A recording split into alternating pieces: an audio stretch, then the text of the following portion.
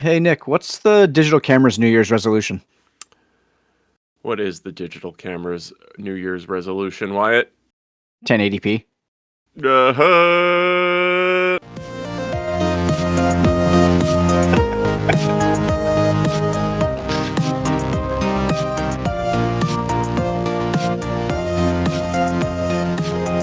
We don't have it yet.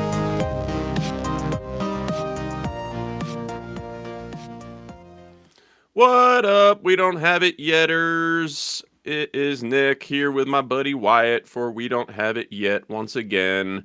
Welcome back to our late December edition, the final episode of 2025, going into 2026. We Don't Have It Yet has an exciting year ahead of us, I think, Wyatt, don't you? I do. Can you believe that we've put out over 20 episodes already? It went quick, buddy. You're my friend, and I'm having fun.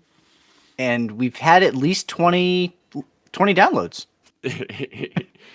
Oh, that's like our low score. All right, cool. Yeah, I can work with that. So as long Well, as we well keep we know better that than Aaron's that. listened to every episode, so Hey, we at least have buddy. 20. And I believe Aaron coined a phrase for the fan club that he has started and is probably the sole member of the We Don't Have It Yetis. I love that. I love it. We love Very wordplay on this podcast. Yep. So, much like last week's episode, we're going to get right into it. Last week, as you probably remember, we did our top 5 media TV movies. TV or movies. Let's just go with that. Streaming. Yeah. Closing out 2025, picking our favorite things that we experienced over the last calendar year, or at least since we started this show, really, but over the last year, really, since we've been talking about those things anyway, whether they were recorded or not. And including stuff that was new to us. So if we hadn't played it at all prior, or very, very little, and was a new experience for us this year, I said that counts. I don't even think we really did that with movies or TV, either of us, but maybe it'll come No. up with games. Who knows? I mean, technically, Game Changer's been around since I think like 2019 or 2020. 2019, I think. So that's about the closest one. Other than that, we did pretty well of sticking inside 2025. I love it.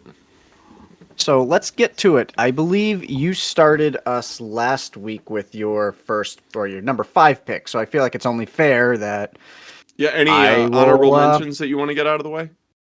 no, and I'm sure I will once we get to number 3 or 2 and you say a game that I totally forgot that I You loved this blanked year. on? It'll happen Yeah. both ways. Shout out Balitro, as always. I think Oh, that's so in it's the not- show. That's still in our show description, so I feel like I should mention it. I can't believe you just gave away your number 1 pick. No, I don't All think right. that can count if I had 100 plus hours in the year prior. So I think my number 5, I'm going to guess it's either going to be in your honorable mentions or it will be inside your top 5. But my number 5 is a fun little game that I like to call tape to tape. Well, I think that's what everybody calls it. But I like to call it that. Oh, okay. Well, yeah, I'm glad that you enjoy. I don't using care its what title. other people call it. That's what I like to call it. Uh-huh. Yes. So tape to tape, it's currently in early access on Steam. It is an arcade hockey game, 5-on-5, just like real hockey, except very cartoony. You get power-ups. But it's also an adventure roguelike. It is. It is an adventure roguelike. So there are multiple paths you can take to get yourself to the whatever hockey championship you're playing through. That changes it's procedurally generated every time you go through. There's different power-ups that you can select. The teams are generally the same teams. They may be a different order. It may, Yeah, randomize of the training things that you get in Yeah. between the main levels and all of that. But yeah, I mean, I think you've covered the main points. It's Yeah, an so- amazingly fun game. it's fairly simple in the gameplay department. You have a pass button, you have a shoot button, and you have a check button. You technically have a block button that you can use on defense that, I don't know, I don't use it too often. I'm usually just knocking people into the boards and making them fly across the ice. It's pretty reminiscent of like NHL 94, NHL 95 in the simplicity Mm-hmm. but the fun is in the absurdness, I Well, would the say. absurdity, the art style, the power ups, but it also, if you took all of that away, it does just play as a It's a fun really, hockey game. it plays as a really solid hockey game. Like the foundation, the controls are all totally solid and feel great. Almost like an updated version of, I don't know, some classic hockey game, like you said. NHL 94. Yeah, or even It's I'm going back as far as like Wayne NES Gretzky's Black hockey hockey. on NES. Yeah, um, Yeah. So I top think down what really, perspective, going north to yes, south kind of thing.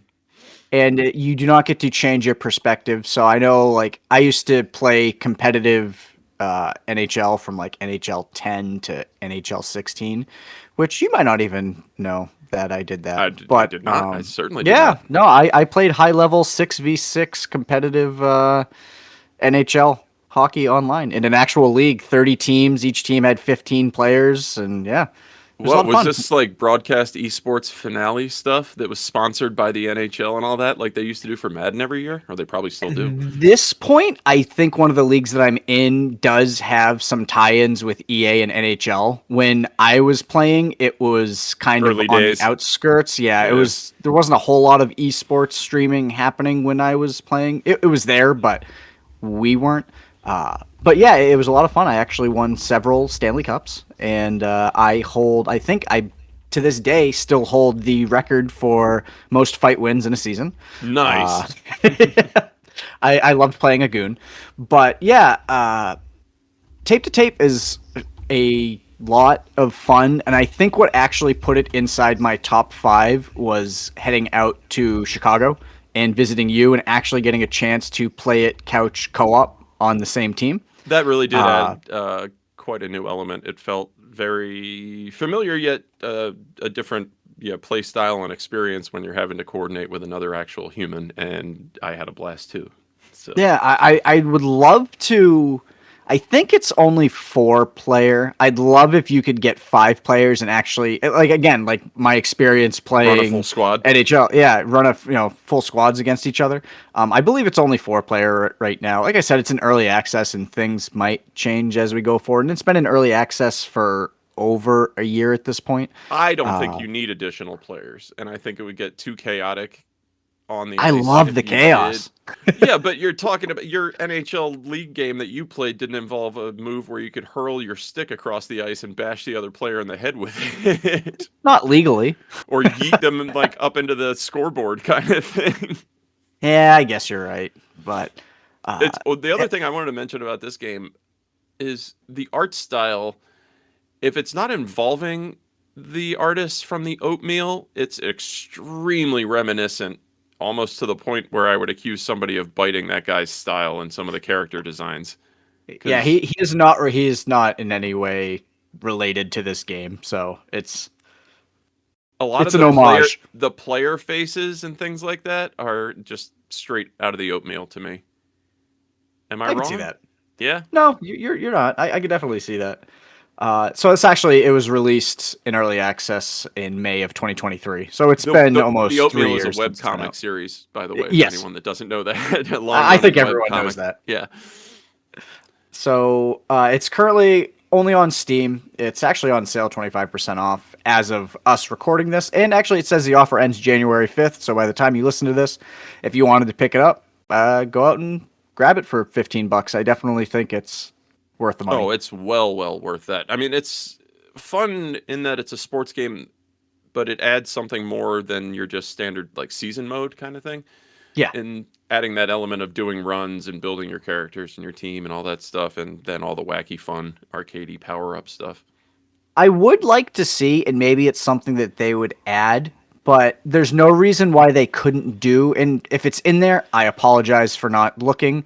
Uh, if they did a simulation mode, that you could do a season mode with this that doesn't have Oh, power ups and you easily. just have Yeah. 5 on 5. Like, and if it's in there, like I've only been playing the roguelike, I so don't think maybe it's there, but they could very easily easily they could do implement that. that. Yeah.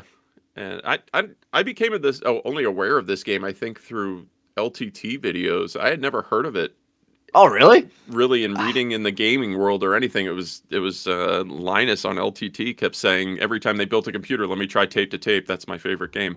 I Yeah, was like, I've oh, been that looks playing interesting. this since close to when it came out in early access. I'd been following it before because it just, I don't know. I have a fond memories of hockey video games, and this looked I right think up it my was it alley. was one of those games that was I had heard about it, through the grapevine that way, and then it popped up for a reasonably cheap price in the Steam sale. So why not? Yep. And that's how that go. And that's why we have this podcast, because we keep doing that. Yeah, pretty much. All right, so Nick, let's hear your fifth favorite game you experienced in the year 2025. I do have an honorable mention. Okay. Uh, it came out a bit too late in the year, and I haven't gotten to sink my teeth into it enough, but I think it could have been on Oh, my I bet I top know what it list, is. and that is Clover Pit. Yep. Yep. Yeah. Yep. I thought it was going to be in your top five, but that's It's not it surprising. That. scratches that Balatro itch, that degenerate gambling need to go back for one more run, and I'm playing the hell out of it right now. But it only just came out recently, or at least I only started playing it recently, so it's unfair to judge it. I haven't fully gotten through it yet, so I can't say that it would be one of my best. But no, my actual number five is a game that I played on Game Pass, and also came out of left field. I had never heard anything about it, read anything about it, or if I had, it passed me by. Um, and this is another stage-like game that carries on some stuff from the roguelike formula. And I don't know if this was in your list, but It's Mullet not. I Mad know. Jack is my number Oh, five game of the hey. year. So, I've got an honorable mention that I forgot to toss on there. It's called Mullet Mad Jack. I Yeah. don't know if you ever heard of it. Ah, dang. So that was one that skipped you by. Yep. Yeah, this one kind of came out of nowhere, and I'm like, oh, that looks somewhat interesting. I'll give it a stream, It's and awesome. I think I started it on a handheld, and it's awesome. So basically, the setup in this is that you're going through floors of a building and clearing them out with as much extreme violence as possible. It's You string together kills, be it melee or gunplay, into combos, and obviously the entire point of the game is to run each level with the highest string combo in the fastest time possible. Uh, Introduce into that different weapons and mods and power-ups that you gain through roguelike systems as you're going through the building, and you augment your character and abilities and so on and so forth. You know how that whole carousel goes. And I don't know, man. It was different enough to grab me, and then the gameplay loop totally got me. I mean, I ran through that one real quick because I just played the hell out of it, and it translated really well into streaming on handhelds too. I remember that. Yeah. So the game looks like Duke Nukem is vomited on by like 80s neon vibes. Oh, It is. it's very I mean, it's very cyberpunk, Akira Yes. It's. cyberpunk kind of As I say, stuff. it's. Yeah. It's a very anime styled cyberpunk. Mullet Mad Jack is But basically Duke done in Nukem. the style of hair metal, I would say almost. Yeah. Yeah. Yep. But yeah, I really enjoyed this game as well. It looks like it actually came out in 2024, but I think There it you go, came to one of Game those. Pass this year. Yeah. So this was probably a PC first game that then got ported over to consoles, done by developer Hammer 95, who I am not familiar with. Looks I've like never looked that much into it, but I would I'm be looking at it interested if right they've made now. anything else. Yeah. They have not. This is the first game that Hammer 95 has put out. I don't know anything about them, so maybe it's a spin-off of a studio or someone that left a larger studio, or just a great first entry into the video game market. I mean, there's so many new independent game projects, small dev studios, et cetera, et cetera, et cetera. So, yeah, So stop not giving money shocking. to EA for Battlefield and stuff like that, and put your money into independent developers, double It's A titles. it's tough, Like, man. I read something yesterday just about the obscene number of new releases in the indie yeah, space now. it's It's impossible it's to just play everything. so unbelievably crowded. Um, and to rise, just not for a player, the choice is infinite, but for devs to be able to rise Yep, above the the noise. the fray. Yeah, it's tough. It's just thousands and thousands of game releases now, whereas it used to be much more localized down to big companies and big publishers. So this game is to the best of my memory, it's probably between 8 and 12 hours to get through the I story think mode. that's fair. I mean, I think I pretty much ripped through it in a weekend. Yeah. It obviously it depends on your ability. It's very hectic gameplay. It's a lot like, oh god, the VR game. I don't know if you've ever played Pistol Whip. Oh yeah, it definitely reminded me of So Pistol yeah, Whip. But the other part of this game, besides the gunplay, that's super prominent was your boot. Like you kick guys a lot, yes, and it reminded me of Bulletstorm on 360. Do you ever play yep, that? yep, yep. Where you would boot guys into the air or into objects in the Mhm. level, and then shoot them, kind of thing. It had a lot of that. It's it's also played in the style of it's like you're watching it through a VHS. Like I believe, Oh right, like yeah, yeah, yeah. it's There's scanline filters and stuff that yes, like go over down, wipe down the screen and stuff. Yeah, it's literally like you're watching. presentation You're, was you're great. popping in a VHS that you recorded off TV, and you're popping it back in, and you're watching this Yeah, saga take what was the place. the Far Cry edition? Blood Dragon. It's very much in Blood that Dragon. that Yep. very much in that through that same lens. I might have to pop back in and play this game again at some I point. think It, it's it still was there. I haven't looked on Game Pass, but I even think if it's it's still not. on there. Once again, it I is would buy it for also. PC. It's on sale for PC until January 5th, so we must be in the middle of the holiday Steam What's sale. that go for? Like Uh, $20? Normally $20 is $14 right now, 30% off. Well worth $14, I would say. So I'm thinking on the fly when we post this episode, I will probably post Steam links to everything that we Yeah, discuss. there So you if go. anybody, That's like the reason for us having a yeah, website. Look at that. we Steam Share I this don't think does information. affiliate links or anything, so it's not like we're getting any kickbacks from any of this. But Oh, I just like sharing stuff that I'm that's what I'm saying. enthusiastic about. We're Yeah. not getting anything off of this. Well, maybe one day I'll totally bleed our audience for things that I'm actually enthusiastic about. But until then, Wyatt will tell you that when I love a product or a thing, I tend to evangelize the hell out of it. It's true. All right. Do you have anything else to say about Mullet Magic? No, go check it out. It was a great game. All right. So on to my number 4, Hmm. which has been around for a long time, but I have recently rediscovered it, and it Oh, has to be. did I gift it to you? You did not. Oh no, I mean, did I assign it to you? I also don't think you did. Oh, okay, then it's not what I'm thinking of. Never mind. I think what you're thinking of is probably going to pop up, but Oh, not okay. not at Go number ahead. 4. Go ahead. So Clone Hero, the open Ah, yeah, of source. course. Yes, the open source rock band / guitar hero platform for PC. It's been out Foss for Guitar Hero. yes, it's been out for quite a while. I recently, as we were moving and going through stuff, I found a lot of my old plastic instruments, my drum sets, my guitars, You were the microphones, one and that held things. on to him. I am. And obviously, I've talked quite a bit about Capital Pinball here in Hmm. Concord, New Hampshire, who I am a member, and I am the host of your weekly video game night every Wednesday from 6 to 10 p.m. But I don't have a ton of space in this house to put all my nerd memorabilia out everywhere, and also I rediscovered this stuff because it's been in storage since I moved to my last house, so I wanted some people to actually be able to get use of it.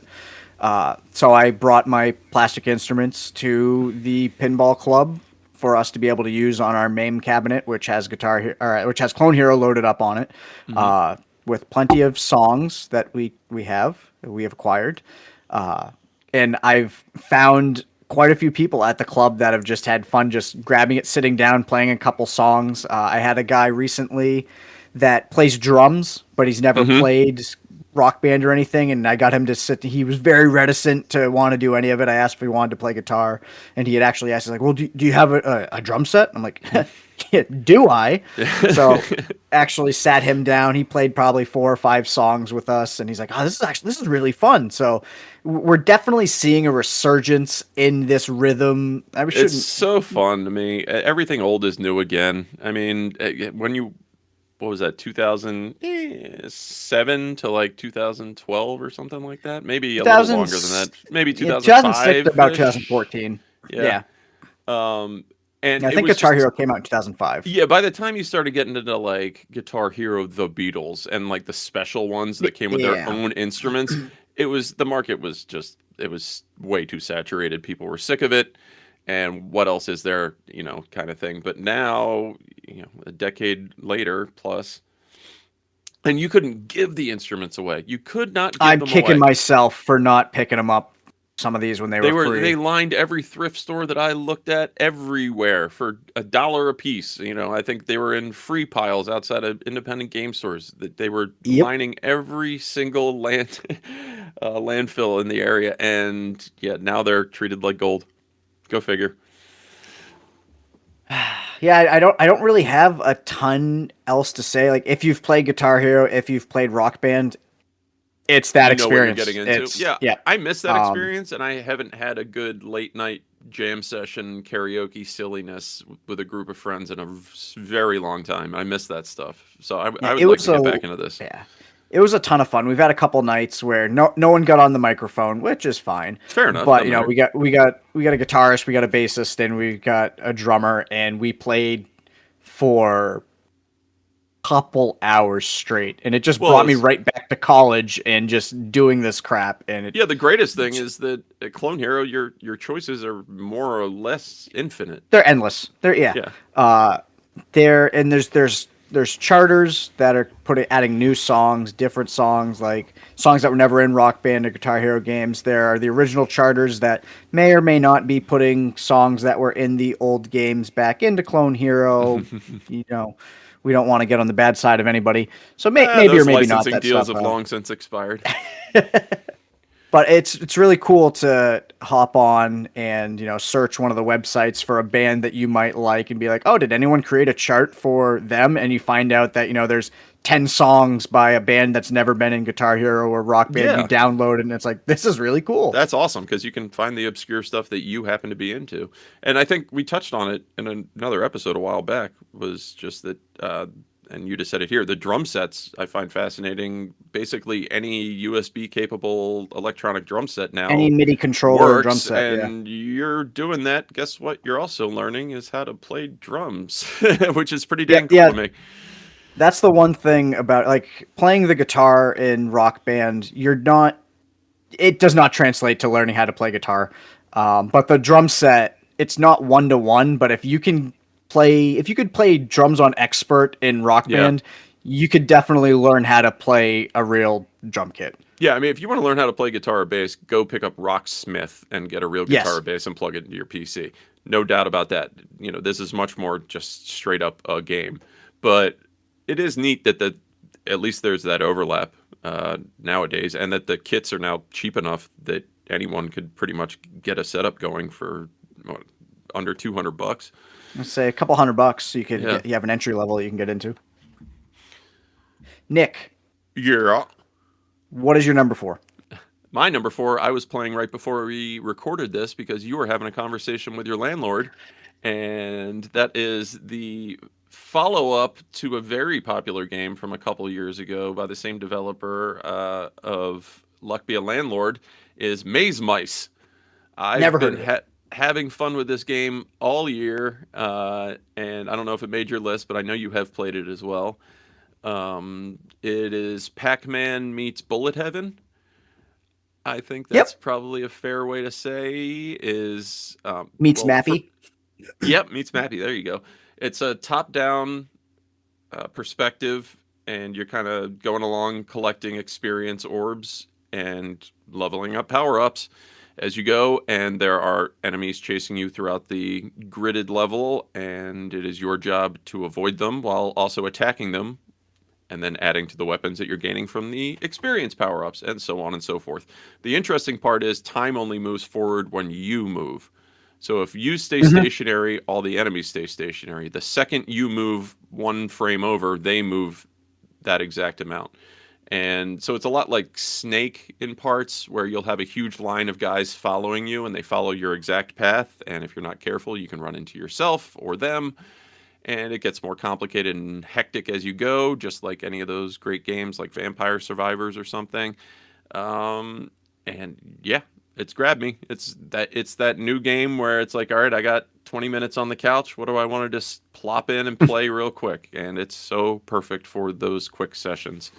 And I love it. And just like Luck Be a Landlord, it's pretty simplistic in both concept and execution, yet deep, you know, as the further you go, and just awesome replayability. Oh, and the soundtrack kicks ass. It's like jazz piano, but frantic. It's great. You should go check it out. And this game's probably what, $10? Let's find out. I said I was gonna inform everyone of. It's currently 50% off. It's $5 until January 5th. Once again, part of the Steam sale. Another one that's in early access, so they're still adding characters, levels, power-ups to it all the time. Every time I check my Steam Deck, it usually has an update. Yeah, $5. Go buy it. Just, I don't care if you don't like it. Go buy it. Support the developer. Or you could package it with Luck Be a Landlord for $9.48. That is like the best amount of entertainment you could possibly get for $10 these days. You can't get a martini for $10 these days. You can get two amazing games that could easily fill 100 hours of your downtime. Or more if you're Nick. Or more if you're me. Yeah. Well, like have you played it? I feel like you've played it. I have. I think I've only put probably about 4 or 5 hours into it. I enjoy it, but it hasn't sucked me into like, this is my 15-minute time I have. Oh yeah, I think it made up like 12% of my gaming on Steam this year or something like that. We just sent our stats to each other. Yeah. And it was definitely in my top 3 or 4 played, up there with some of the other stuff we've mentioned. Not to give anything away. Which brings us to Wyatt's number 4? No, number 3. No, my number 3. Number 3. My number 3. This one came out in 2011 AD. So definitely not a new game. However, it pretty much the entire reason I'm happy that we started this podcast, because I got to experience this game, and I don't think I ever would have even looked at it if you didn't assign it to me. I know what it is. Yeah. You do know what it is. Yeah, it's what I thought you were going to mention before. That's what I figured you thought. So, Bastion by Supergiant Games. The first game that they did, they also did famously Hades and Hades 2, Transistor, Pyre, I think, and then one other maybe. Ooh, you're stretching me. Yeah, there was I think a sports related one that it was Bastion, then Transistor, then Pyre, then Hades, then Hades 2. I think that's right in my head. Yeah, and actually it looks like those are the only games, at least according to Steam, that they've released. Yeah, Bastion, Transistor, Pyre, Hades, Hades 2. So Bastion, I'm not going to talk a ton about it because we did an entire segment on it. Yeah. But if you enjoy Supergiant Games, if you enjoy Hades, if you enjoyed Hades 2, absolutely go back and play Bastion. It's so cool to see how they built upon this to make Hades and Hades 2. Like, playing through this, I'm like, holy crap! Like, this is they use that bit. Yeah. Yeah. The soundtrack is amazing. I actually see that the soundtrack's on sale right now, and I might buy it. Darren Korb, it's excellent. I listen to it all the time. The soundtrack's excellent. The animation, it looks like like the scenes are like hand painted, like levels. It is a very nice. It's just nice to look at. It's nice to listen to. It plays like Hades and Hades 2. It's not a roguelike, though. There's an actual story that you play through. With live narration, even more than Hades. Yes. Actually live narration. The narrator for the narrator for Bastion, I believe, also plays the narrator for both Hades and Hades 2. I believe it, yeah. Yep. And I'm going to imagine in Transistor at Pyre. I played a little bit of Transistor, but not enough to make a judgment on it, aside from it wasn't really my type of game. But in Bastion, it's more like having live play-by-play versus just a narrator. You walk off the screen and die, and he's like, oh, and then the kid did this. The kid needs to mind his step. Yeah. Yeah, exactly. So, again, I'm not going to go too much into it because we did an entire episode. If you want to hear more of both of our thoughts on Bastion, go back and listen to our episode that has Bastion in the title. I can't remember the entire title of the episode, but we did an entire segment on it. If you want to buy it, it is always on sale. It currently is on sale for $2.99. I would absolutely pick it up at that price. Again, on sale until January 5th on Steam. I imagine it's probably on Xbox and or PlayStation as well. That's a great I publisher don't know, bundle if one exists anywhere. Yeah, just get the entire Supergiant Games bundle. Yeah, you could certainly do worse. But I think that brings us to your number 3. My number 3 is a game that you just talked about. It is a new one for me, and we talked about it before. It was Tape to Tape. Yep. It probably, like Wyatt said, did gain a higher place on my list because I romanticize it even more now that I've played it with Wyatt on my own couch live. But no, it's what I look for in my old man gaming. It's a different concept and implementation of a classic formula. It takes, all right, Balatro was, you know how the basics of poker work. We're going to kind of take that formula and turn it into this. You know what hockey is, how it works, the basics of it. Yeah, we're going to ramp it up and turn it into this. It's, it's just fun. It's just stupid, good fun. And I don't have to take it seriously or think too much. I can just try and hit hat tricks and throw my stick at people. And it's great.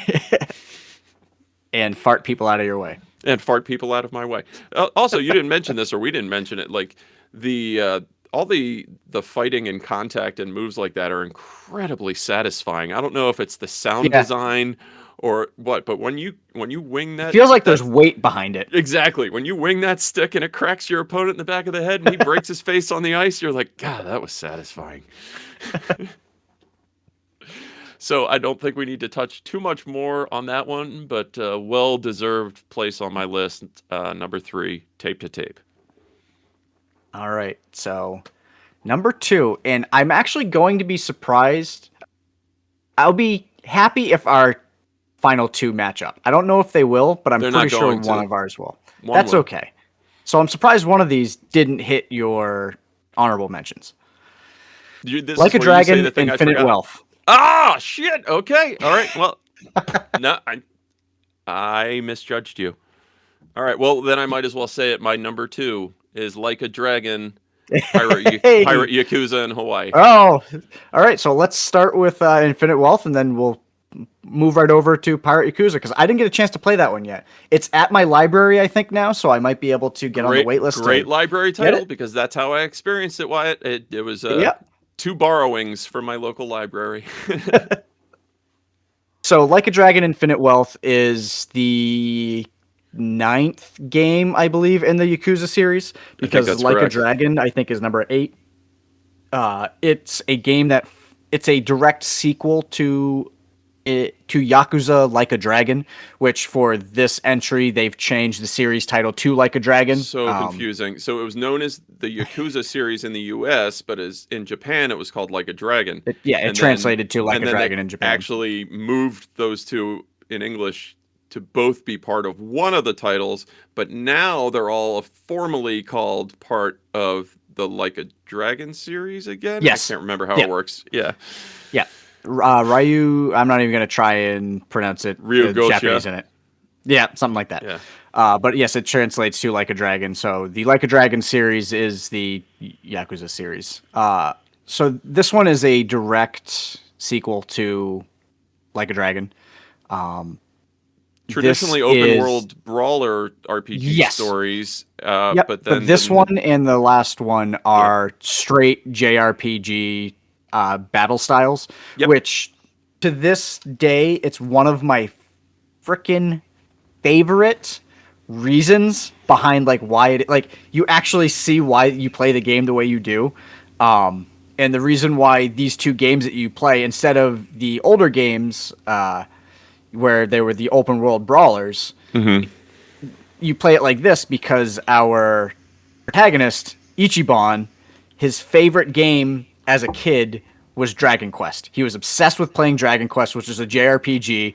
So he sees the way he sees the world is a JRPG, and He's that is wearing why Dragon Quest yes, glasses at all times, and everybody he in the is the game hero. even the people in the game, the other characters even comment that like, you're not sane, right? You're the only one seeing this shit. Right. Like, Although in Infinite Wealth, we see that Kiryu the other guy starts to see maybe that's a spoiler. Oh well.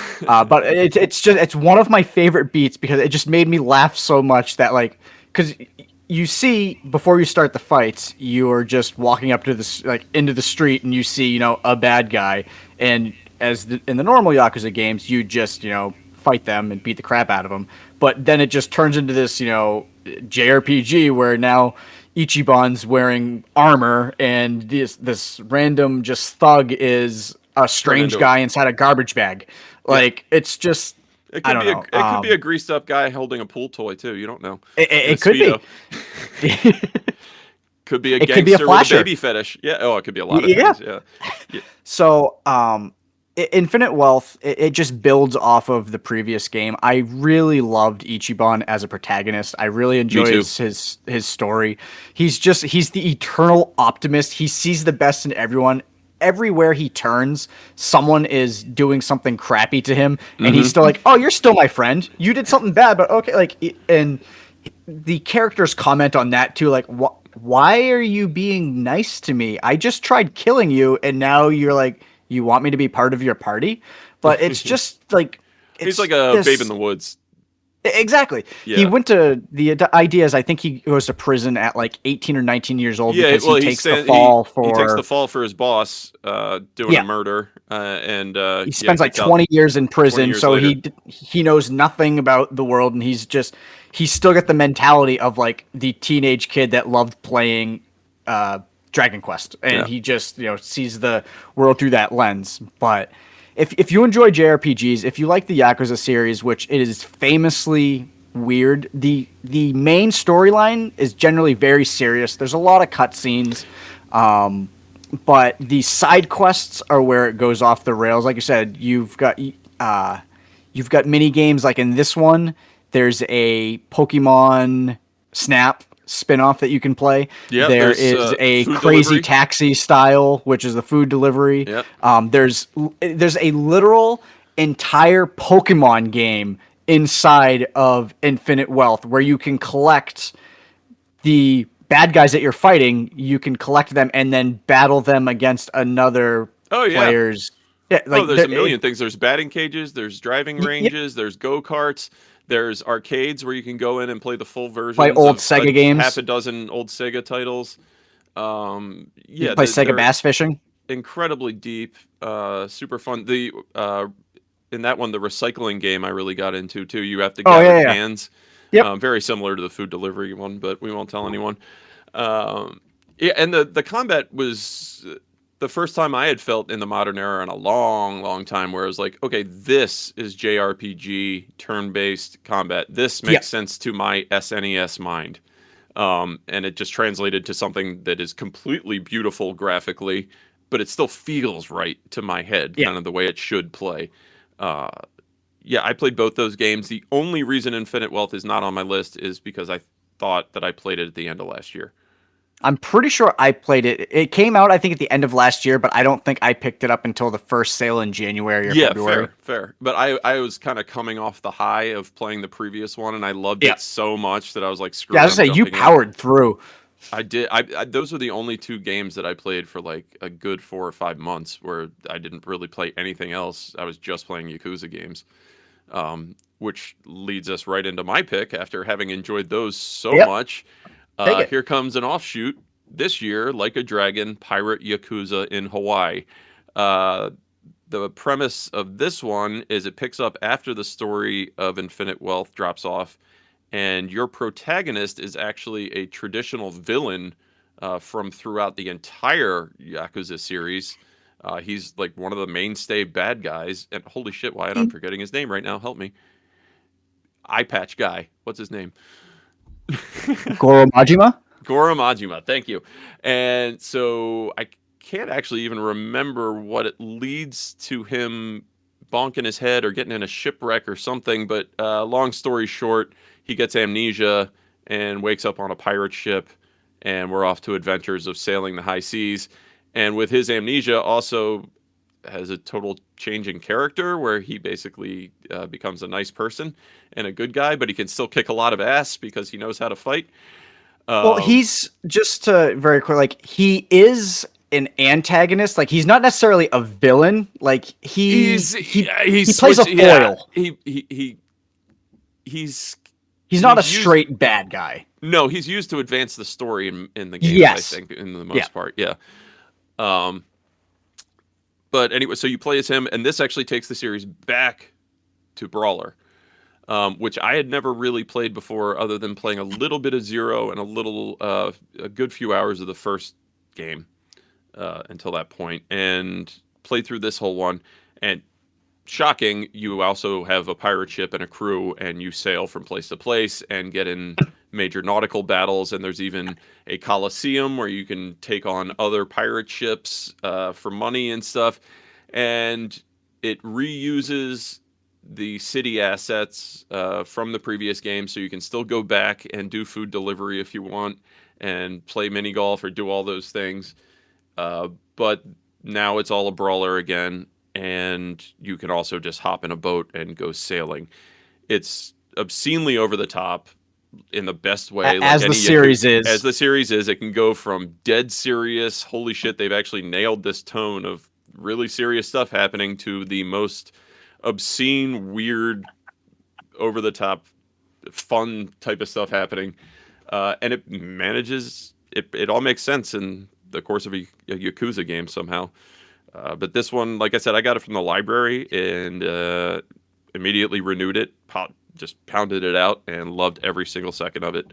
It's hilarious. There's infinite depth. But I questioned whether I would really love it as a brawler when I loved the JRPG combat so much. Didn't feel out of place at all. Felt right at home. Felt great. And I didn't get a chance to play this one yet, but I forgot to mention it with my pick. But Samoa Joe plays the bad guy in Like a Dragon, or in Pirate Yakuza in Hawaii. I don't know. I'll assume he's a wrestler. He's the same guy that played Sweet Tooth in right. Yeah. Yes, he is a wrestler. And in Infinite Wealth, I forgot to mention that Danny Trejo, call back to last week's episode of him being in Tim Travers, Danny Trejo is one of the main bad guys in Infinite Wealth. Yes, he is. Gosh. And he looks exactly like it's Danny Trejo. Well, you don't cast Danny Trejo because you don't want a Danny Trejo type. You're gonna, use the full Trejo-ness if you get him. I'm gonna have to look back, but we talked about King of the Hill, and Danny Trejo is also in King of the Hill. I wonder how many times we've mentioned a property that Danny Trejo has been involved in. I mean, he's getting on in years now, but when was the last time you remember seeing Danny Trejo in everything where he still didn't have his prominent chest tattoo displayed in that entire movie, kind of thing? Yeah. So I think that's good coverage for Yakuza. I got Like a Dragon, I think, for $10 at Walmart. Got the physical steel that book. game. Yeah, Infinite Wealth is probably plenty cheap now. Pirate's probably still up there in the 40-50 range, but you're going to get a minimum of 70 to 100 hours out of most of these. You can get Pirate Yakuza in Hawaii right now for $24 on Steam. Oh, great deal. Let's see, and Infinite Wealth you can get for $20.99. And let me see if they have a little bundle price. And obviously, there's most likely sales for if you have an Xbox, go PC find it physical because it'll be cheap. Yeah. Yeah. So you could get Like a Dragon and Infinite Wealth together for $27.53 on Steam. Nice. Which actually is a pretty good price Steam wise, but it doesn't seem there's any bundle for Yakuza. Yeah, what I was getting at to the split tone kind of thing is this opens up with a full song, dance, choreographed pirate musical number on board the ship, with a yo ho hey and it just wonderful. It has such a good sense of humor and it doesn't care, and that's great. Oh man. The last thing I wanted to say about actually the melding of these two styles, the open world brawler and the JRPG. In Infinite Wealth, Kiryu, who is the one from the older Yakuza games, who was the one in the open brawler. In Infinite Wealth, you get to use him as a character, and when you use like his quote unquote limit break or his special move, Yeah. it turns the game back into an open world brawler again, where you can walk around and just beat the crap out of your opponents. So it's kind of cool how they found a way to meld that together. Oh, absolutely. We didn't even touch on like the sub games that exist in each one, where like Infinite Wealth, you start off by becoming a partner in a small cookie store and end up Oh like yeah. running a stock empire. And Yep. there's a whole like business Ichiban management. Confections. Yeah, whole business management like stock trading simulator that It's you like have to Wall Street manage. Kid. Yeah, that's crazy. I'm trying to think what the other ones were off the top of my head. Nah, not in there, but worth playing anyway. Oh, the island that you could maintain. Oh yeah, sorry. There's also an Animal Crossing, an entire It was, Animal Crossing I was mode gonna say you in played the hell out of Infinite that Wealth. island thing, and where you could Yeah, from the scratch up build an entire resort. yeah, And yeah, yeah. I blasted through that because that was a full each, game at in and of least, itself. I think I put 15 to 20 hours into it, and that's mostly because I'm the type of person that I want to finish something. So I'm like, I'm never going to come back to this island. I'm going to spend the entire time doing everything I can, because there were story beats where you'd get more money and more like that Yeah. was the mini game where you make all your money in. So I'm like, I'm going to play through all this, get a crap ton of money, and then I'm never going to touch it again. But yeah, I put probably 15 hours into just that alone. Well, you were running a successful resort. Yeah, I was. So, why don't we both say what our number one is, because it's the same game. I hope you have so. to say the full title. It's Expedition 33, baby. Oh no, mine was Gex 64. Ah, damn. Well, you got that analog. I can't blame you. Yeah. I don't think there was any question whatsoever that this Yeah. was going to be our game of the year. Claire Obscure Expedition 33. Yeah. It won the game of the year. It swept the game awards. Won 9 awards, 8 awards. Make It of won the that what most you awards will, in the but video game it's awards of all time. Well deserved. I was gonna say this is one time where like I go with the hype. It deserves the accolades that Yes. it has So this received. is a A French game. JRPG. Yeah, French game, but JRPG in the classic Final Fantasy VI Chrono Trigger type of style, especially the way it plays, but with a little bit of modern Souls elements thrown in the combat, in blocking and parrying mechanics that play so well. This is from a small team of ex-Ubisoft employees who kind of went out and showed what they could really do when they're not stuck under the thumb of a stupid-ass Creed game. And Standfall Interactive is the yeah, developer. probably produced one of the most memorable RPG worlds and stories and characters ever. And I don't know, I'm going right back in for the DLC, probably over the break. Yeah, I need to download the DLC, which was released right after they won the Game of the Year awards. For free. They released an entire a thank you DLC, I believe is what they called it. But everything about this game, the soundtrack is Incredible. amazing. Yep. I have it on in my car once every few drives. I'm like, all right, I want to listen to this. Oh, I've got a mix with it that plays in my kitchen. It's great. The Monoko track is my favorite track of all of them. It's just boom, boom, boom, wow, wow. Like it just such a I don't know. It's fantastic. The art style is beautiful. The gameplay, as you said, it's JRPG, but offensively, it's a JRPG. You pick your attack. With a little bit of quick time events, you have to hit A at the right time or X or whatever to power up your attack. Right. On defense, it's a lot more. You could technically play this game and not get hit once. When you're on defense, you can either parry attacks or you can dodge attacks, and that's basically how you don't need to get through the game that way, because you can build your characters up to be strong enough that like you can withstand a lot of attacks. But you could technically, and I'm sure someone either has or they're well on their way to doing a hitless run. Bullshit, though. Yeah, that's yeah. not how the game's played. The game is played that you power yourself up for offense by playing great defense. The funny thing, like a buddy of mine, I think last week just finished up the story aspect of it. So he's now, going around and finding the other stuff. Plenty of And that. watching the way that he played it compared to me, like I know like you play games the way you play games, but like I was trying to power my guys up as much as I could because I wanted, the power fantasy. He went through like the first 2 acts without like he basically was like Expedition 34. He only gave himself 3 Lumina or 3 Pictos. He didn't put any colors of Lumina on any of his characters. I'm like, dude, how are you like?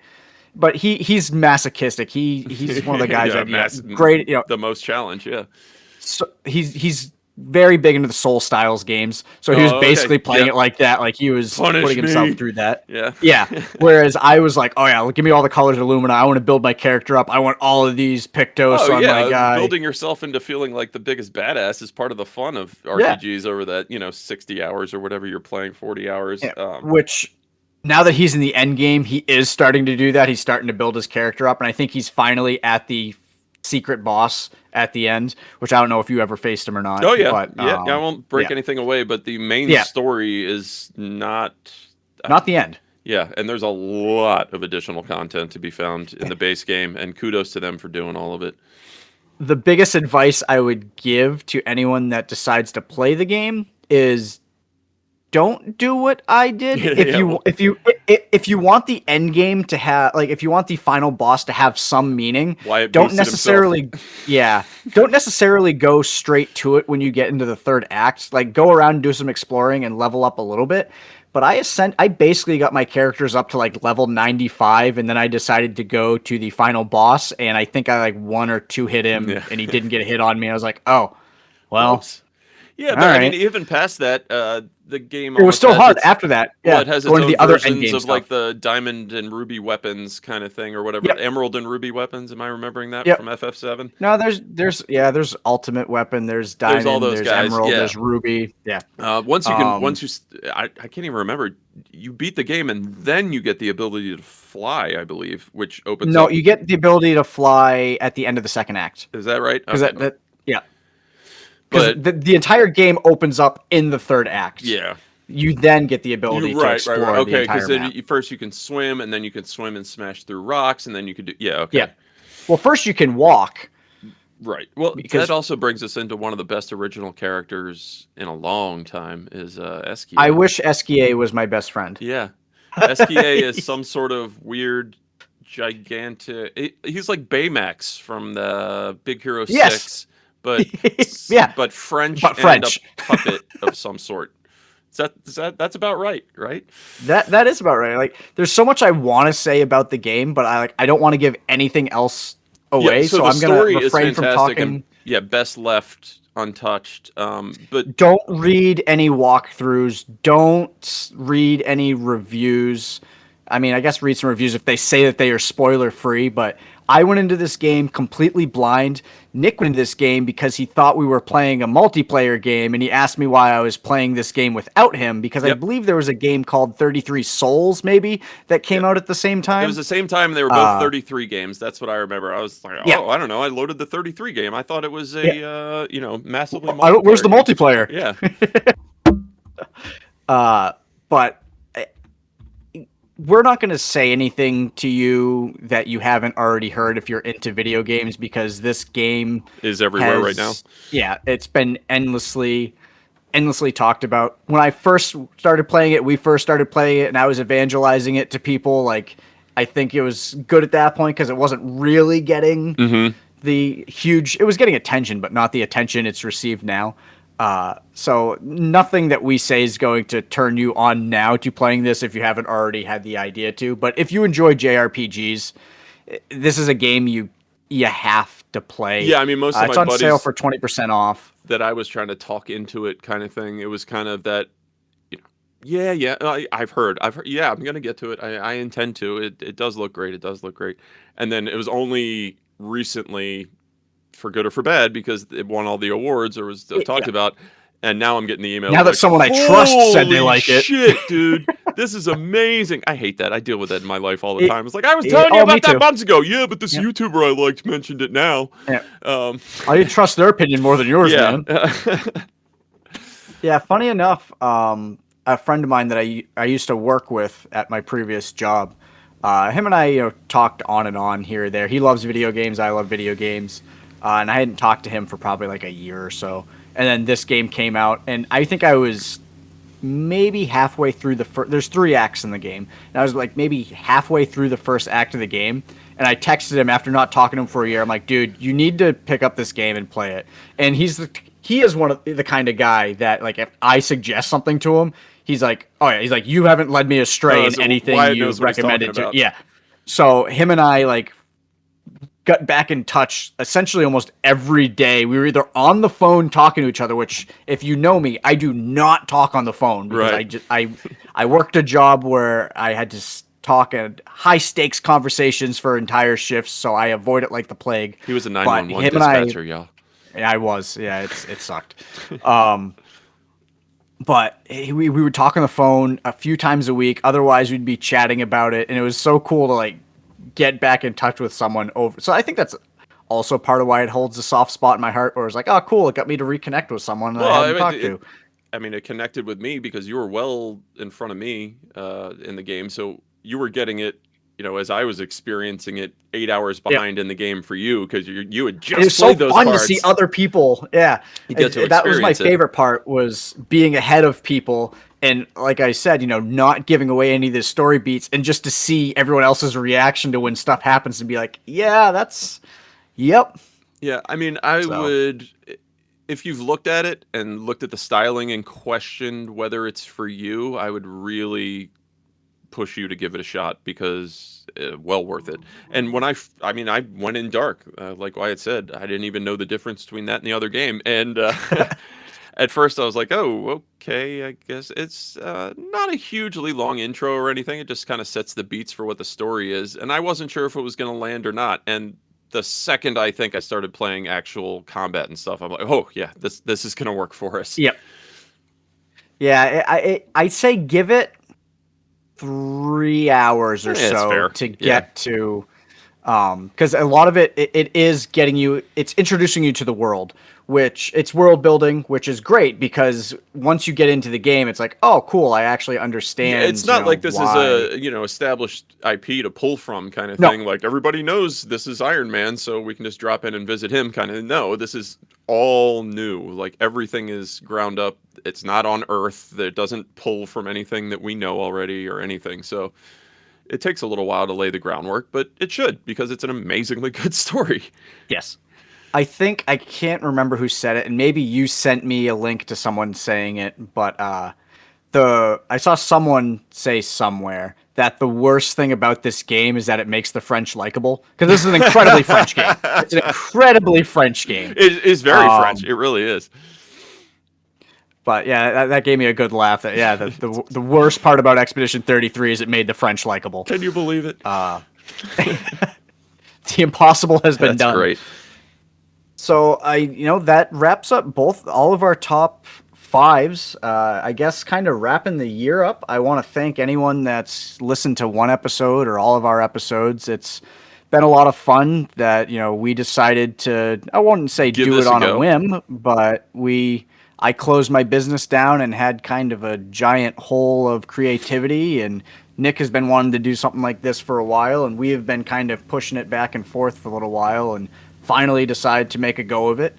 And it's been a lot of fun. Like I said, this is probably episode 22, maybe 23 at this point. I don't know, but we've done over 20 episodes, which means we've recorded every week, which that's the thing that I'm most proud of. We've set out to do something and stuck to it. And that's hard in my life sometimes. I mean, there's been hurdles. You've had a life going on. You were moving, all that good stuff, but you stuck to it. We've recorded on Wednesdays and released an episode right after. If we had to record that morning, we did it. If we had to do it that one late Tuesday night where both of us were practically falling asleep while recording, we did it. Damn it. So good on us. And, a little accountability never hurt anybody, Wyatt. So when we say that this is cheaper than therapy, you have to be accountable in therapy too. So we're setting goals for ourselves and helping each other be better through bullshitting about Yakuza games. I love it. So for the final episode of 2025, hopefully looking forward into 2026 and keeping this going.